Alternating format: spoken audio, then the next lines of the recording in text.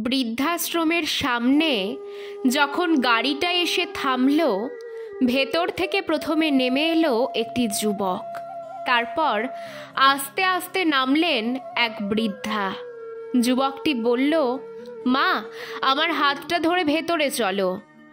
বৃদ্ধা করুণ হাসি হেসে বললেন, অনেকটা পথ তো একাই হাঁটতে হবে রে বাবু, থাক না, একটু একা হাঁটার অভ্যেসটা এখন থেকেই না হয় রপ্ত করি।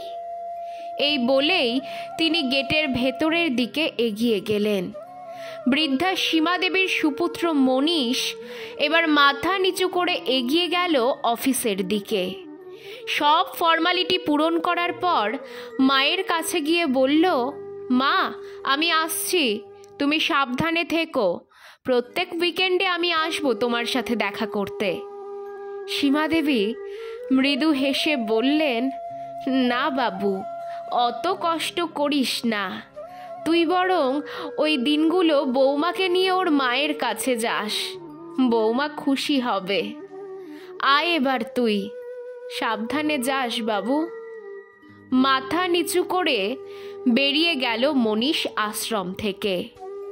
এরপর কেটে গেছে প্রায় 2 বছর। আগে মনীষ মাসে 2-1 বার আসতো, কিন্তু এখন সেটা কমে বছরে 2-1 বারে দাঁড়িয়েছে। কি করবে সে?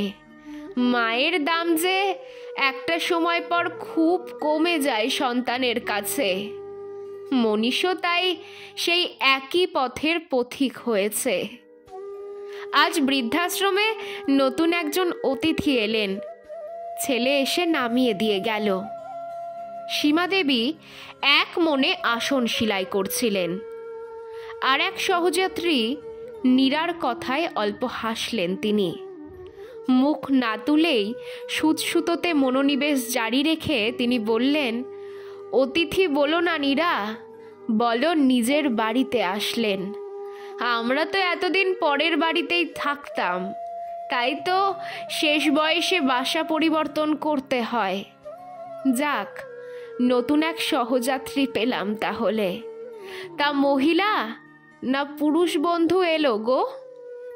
নীরা দেবী বললেন, মহিলা গো সীমা, কি যেন নাম ভদ্র মহিলার? ও হ্যাঁ, মনে পড়েছে, কণিকা রায়। নামটা শুনে একটু চমকে গেলেন সীমা দেবী। ভাবলেন, এক নাম পৃথিবীতে কত আছে, আমার ভাবনা ভুল। এর কিছুক্ষণ পর নতুন সদস্যার আগমন ঘটল। সবাই তাকে অভ্যর্থনা জানালেন। শুধুমাত্র সীমা দেবী আজ থমকে গেছেন। এ কি দেখছেন তিনি? এ তো তার বৌমার নিজের মা কণিকা দেবী। একসময় এনার মন্ত্রণাতেই তো তার বাড়ির সব কিছু পাল্টে গেছিল।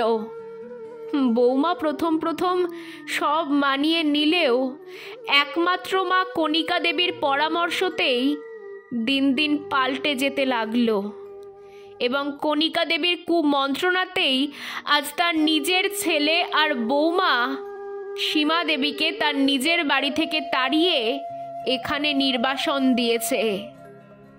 এগিয়ে গেলেন সীমা দেবী, বললেন, কি ব্যাপার বেয়ান, আপনি এখানে? আমি না হয় ছেলেকে উপযুক্ত শিক্ষা দিতে পারিনি, কিন্তু আপনার জায়গা তো এখানে হওয়ার কথা নয়। কথাগুলো শুনে কেঁদে ফেললেন কণিকা দেবী। বললেন, বেয়ান, আমার ছেলে বিয়ে করেছে, বৌমা আমাকে 2 চোখে দেখতে পারে না, ওদের সংসারে আমি বাড়তি এখন, তাই আজ এখানে দিয়ে গেছে। আমায় ক্ষমা করুন আপনি, আজ আমার জন্যই আপনি এখানে। ভগবান সব হিসেব ঠিক কষে রাখে। এই বলে তিনি হাউ হাউ করে কেঁদে ফেললেন সীমা দেবীকে জড়িয়ে ধরে। মনীষের ফোনটা হঠাৎ বেজে উঠল। স্ক্রিনে তাকিয়ে দেখল বৃদ্ধাশ্রমের নম্বর। 7-5 ভেবে ফোনটা তুলল সে। হ্যালো বাবু, কেমন আছিস রে? অনেক দিন আসিস না, তাই ফোনটা করলাম তোকে। মা, তোমার শরীর ঠিক আছে তো? ওই ব্যস্ত থাকি, তাই যাওয়া হচ্ছে না। ও শোন না, বৌমাকে একটু ফোনটা দে তো, একটু কথা বলবো। সীমাদেবী বললেন। এরপর ওদিক থেকে বলে উঠল, আচ্ছা ধরো, দিচ্ছি। কি গো, শুনছো? মা কথা বলবে, এসো তো এদিকে। রান্নাঘর থেকে আওয়াজ এলো, আসছি। তাড়াতাড়ি এসে ফোনটা নিয়ে বলল, কে গো, মা? বাবু বলল, হ্যাঁ, আমার মা। মুখটা বেজায় করে বলল, ও ধুর, আমি ভাবলাম আমার মা।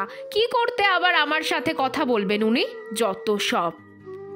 তারপর আমার বাবু আবার বলল, আহ, কথা বলো না, দেখো না কি বলতে চান। এরপর বৌমা বলল, হ্যাঁ মা, বলুন। সীমাদেবী কিন্তু ফোনের ওপাশ থেকে সব কথা এতক্ষণ শুনেছেন। মৃদু হেসে এবার বললেন, বৌমা, নিজের মা নই বলে কি কথাও বলতে নেই? না, ঠিক তা নয় মা, আসলে কাজ করছিলাম তো। হ্যাঁ বৌমা, বুঝেছি। শোনো বৌমা, তুমি তো কোনো দিন এলে না আমার নতুন জায়গায়। এসো কাল একবার আমার নতুন বান্ধবীর সাথে আলাপ করতে, কেমন? উনি তোমার সাথে দেখা করতে চান একবার। আমার সাথে সে আবার কি?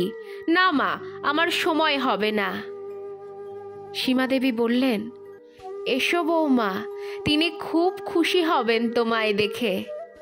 আরে, আমার নতুন বান্ধবীর সাথে যে তোমার রক্তের সম্পর্ক গো, না এসে পারবেই না। আমার নতুন বান্ধবী তোমার মা যে আজ আমার এখানে এসেছেন পাকাপাকিভাবে আমাদের সাথে থাকতে।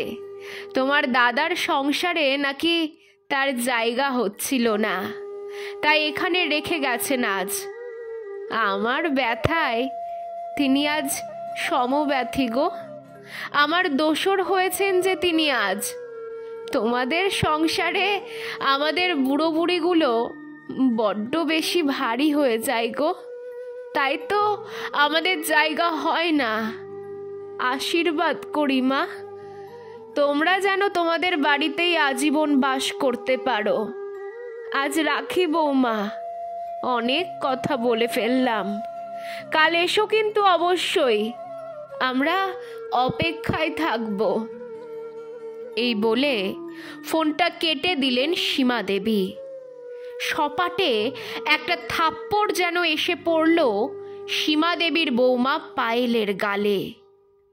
সত্যি, কিছু থাপ্পড়ের শব্দ আর দাগ কোনোটাই থাকে না, কিন্তু আজীবন তার রেশটাকে বহন করতে হয়।